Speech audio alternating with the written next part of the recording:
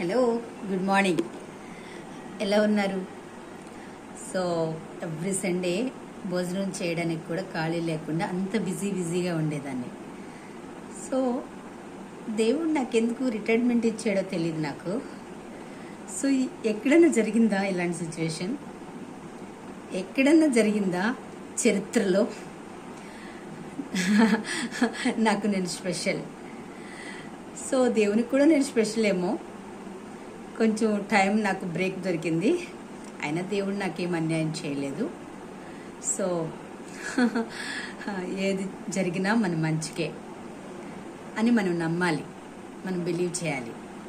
So నాకు చాలా pain ఉంది, ఎందుకంటే ఎవ్రీ సండే ఇంటి పని, వంట పని, అన్ని బాధ్యతలు చూసుకుని మా ఇంటి దగ్గర చర్చి, ఆ కింద తుడిసి, చేపలు పరిసి, చైర్స్ వేసి అన్నీ చేసి మళ్ళీ నేను పక్కన 2-3 విలేజెస్లో వాకింగ్ చెప్పొచ్చేదాన్ని.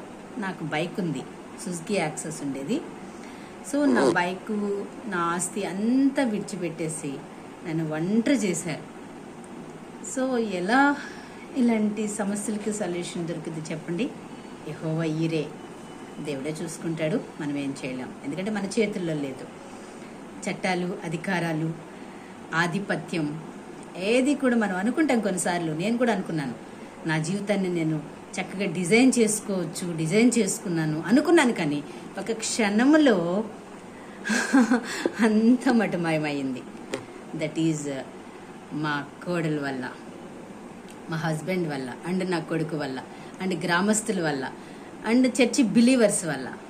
So this true.